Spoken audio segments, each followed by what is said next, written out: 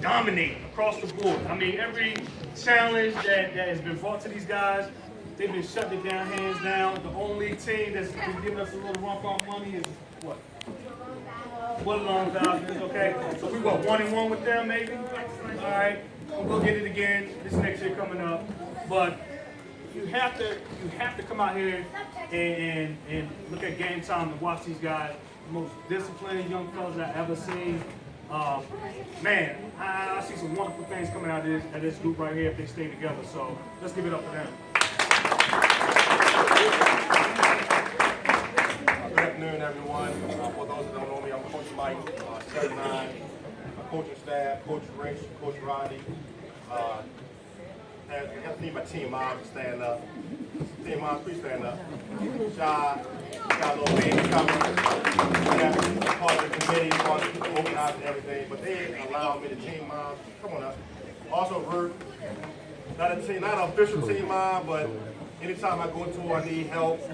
She was my official spotter, which is a tedious job that people do not like doing. Every week she has that responsibility for. So team moms, my assistant coaches, they allow me as a head coach to put together a game plan every week and just focus on coaching our young boys. So just give them a round of applause. I came into the program 5 years ago, just as a parent, want my son to know how to learn the game of football, and some things as a parent that I seen that I wanted to be done differently. So I gradually came closer and closer to the football field and asked Nick for his permission to help the coaching staff at that particular time. There were some things as a parent that I wanted to see done differently. So I just volunteered my time, had these boys for the last 5 years, and it's rewarding to see when you first teach kids at 5, 6 that never played football a day in their life, and you take them through 5, 6, 6, 8, and the 7, 9 age groups, and you're able to see how your team adjusts to all the different rules. Because 5, 6 is not the same rules as 7, 9, and 6, 8 football. So you're teaching the kids the basics of the game, and then you're trying to teach them how to read the offense, read the defense, knowing what a position. If you see this, how do you react? So I think our kids did a great job over the years. Hopefully we're going to stay together for years to come. I know we move into unlimited weight from what I'm hearing. So I'm sure we're going to have to make some adjustments with that. But we have the athletes. We have the kids with a high football IQ to adjust to any situation. So I'm proud of you boys. I know we came up a little bit short, but like I said to my coaching staff, I was hurt. I was hurt after that Super Bowl loss. You know, I told my kids, keep your heads up. As a coach, and we all been there as a coach, when you put together a game plan, and you see the game plan executed to perfection for the first 10 minutes of the game, but you don't have any points to show for it, kind of hurts you. We got down to the 1 yard line twice. Referee kind of took away one of our touchdowns, but we can't blame the referees on games. And they were just disheartening to see that we came up a little short against a team that we all felt like we was better than. But like I tell our boys, keep playing the game, keep getting better, and good things are going to happen. I tell my boys, listen, all we can do is prepare you guys for the future. Once you get to high school, you're going to be able to tell your coaches, your high school coaches, listen, I made it to the championship every single year since I was 5 years old. The coach got to look at you differently. You know when you get to a coach, if you already have your set group of players, and then you get this new kid, that new kid got to work a little bit harder to get some time on your field. And my boys, I know when they go to any coaching staff, they say, listen, I play for the Randallstown Panthers. I've been to the Super Bowl so far 4 straight years. And we got 4 more to come. Let's give them a round of applause. Now, first guy, this guy right here, one of them, as I call inner city guys. This guy, if you're home and you listen out your window and you hear the kids on a dirt bike, that's my guy right there with a little white beater on, riding down the hill, doing a wheelie down the hill. That's my middle linebacker, my running back.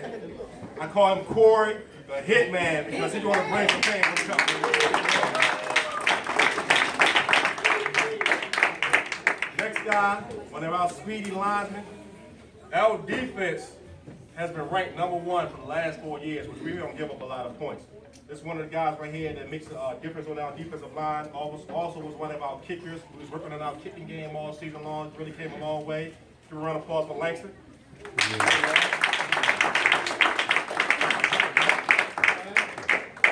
One of our other big boys on the team, second year with us now. JJ, really great attitude. I really stand on this case.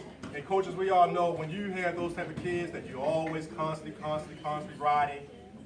I did it because you have a lot of potential. And it's our job as coaches to bring all that potential out of you. So keep a round of applause for JJ.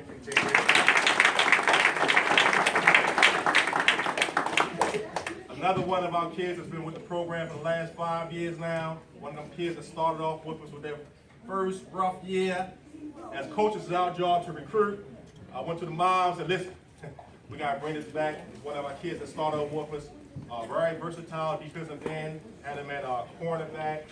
Football IQ off the chain. I know he's a little disappointed because he was sick for the Super Bowl. So when you're missing one of your starting quarterbacks going into the biggest game of the season, I was a little sick. But give a round of applause for the card.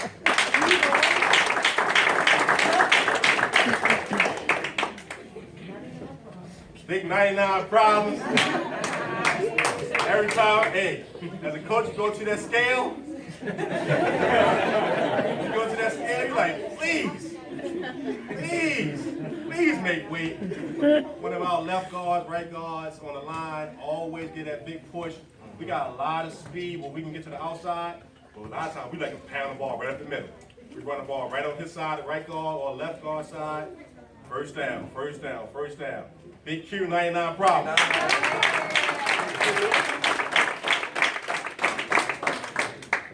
Another guy on the same step up, one of my cornerbacks, wide receivers. And it's funny as a coach, a lot of times since I started coaching, I keep a lot of my records over the years, a lot of your playbooks. One of the guys 4 years ago that wasn't even on our starting, he wasn't on our starting lineup. He was a new guy, he had to prove himself. He was a new guy, was checking him out every week. He was just showing the ability to catch on. He had athleticism, football IQ high. Every time I was looking at him, this is Cortez. Who is this Cortez guy? Eventually stood up to the starting cornerback. My personal opinion, one of the top cornerbacks at this age group. Ever since from 5'6", shut down anything coming on the side, he tackled. Basic tackling. We're not crazy about no big hits. Grab the legs, get the runner down to the ground. Period. Dynamic runner, sweet feet, Cortez, come on down, baby.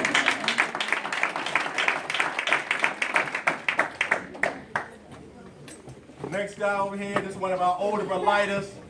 One of the brothers, we have about 3 different brother combinations on the team. We used to have some fun brothers against brothers competitions.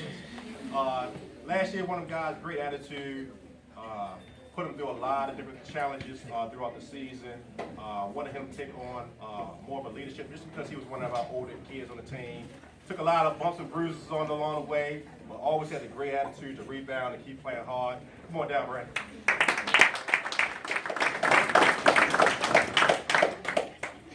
Next guy on the team, he already have his jersey on. He ready for game action. Last 4 years came to us. One of them kids that you could depend on was our fullback, defensive end. He's one of them type of kids that you need on your team that sacrifice for the team.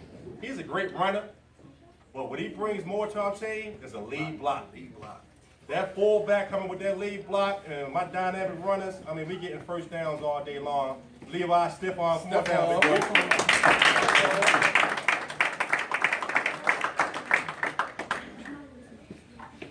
Next guy on the team, this young man right here, 5 years old. And coaches, we all know, especially coaches, they got dad, that's a dad, they got their son on the team. This young man has took a lot over the years, and I commend him. I remember 5 years ago, man, you know, you want so much for your son after practice. And we know what time is practice over? 8 o'clock? You get dark, right? I remember times we was out there at 8:45, just me and him. School night.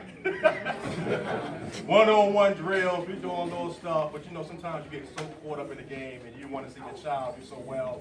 sometimes we do go over the limit with our particular child, but he have accepted all the challenges. One of our quarterbacks, runners, cornerbacks, middle linebackers, safeties. Wherever position I put in, he's able to fill that role. One of our team leaders. Come on down, Rocco. Hey, Rock.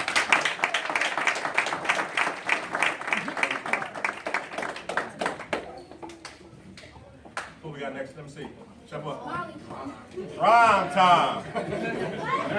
This is what I call Lord Barry Sanders. For those of you that know Barry Sanders from the Detroit Lions years ago, one of the dynamic runners that you're going to see in this age group. Quarterback, defensive end, cornerback. Last year in the Super Bowl, the coach after the game came to me like, the best compliment to me that you can get is when the other coach come up to you and say, what's the number such and such? Man, we couldn't do nothing with him. And they came to me after the game like, man, step up for a second, prime time. And what's so unique about him, last season, I told him, I'm not going to allow you to run the ball the whole season. Because as coaches, we know teams are videotaping our games. I have so many different versatile players. I told him, he's one of our best runners. I said, I'm not going to let you run the ball all season. I'm going to bring you out in the playoffs. In the playoffs, he dominated. He helped us win the Super Bowl last year. Come on down, prime time. Hey, prime. Next guy on the team. Again, I got to check his age. Got to check his birthday. I know he started playing. I think he was still in diapers when he first started playing. How old are you, Makai? 9 years old? I thought he was 8. Oh, no, I gotta check your birth certificate. He one of them kids that you gotta check. Smallest kid of 10, so he always got away with it. Probably about 55 pounds. That's one of my offensive linemen and one of my defensive linemen. And he was always going up against the red stripe players. And everybody know at 7'9", the red stripe weight limit was about 122 pounds. And he was dominating. I mean, it's funny. Every time in the huddle, what do I say? I say, we know we are winning the game when the coaches start fussing at their players. And I say, Makai, after every play, look at me and let me know when the coach starts fussing because the man in front of you can't stop. And he come back, look at the smile. He starts smiling. Come on down, Makai.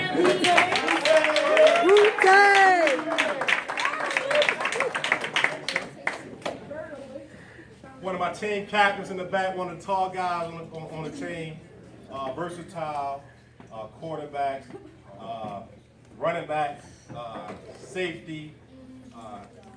Wherever I need him, he's one of them kids, tight end. He's again, another kid that you actually sacrifice their game. He's truly a running back / quarterback, but I had him play tight end last year as a lineman. So a lot of times as defensive coordinators, they focus on the quarterback, they focus on that running back. A lot of times they don't pay attention to that tight end because they think of that tight end as a blocker. So in the Super Bowl, in the different games, he had really came up really big, sacrificing his game, his time for us. Come on down, Hollywood.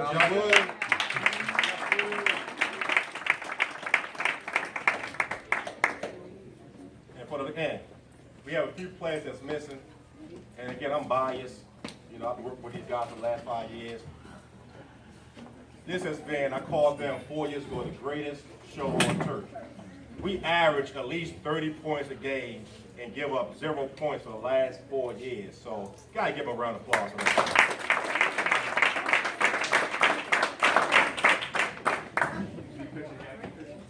Everybody tighten up, tighten up, tighten up.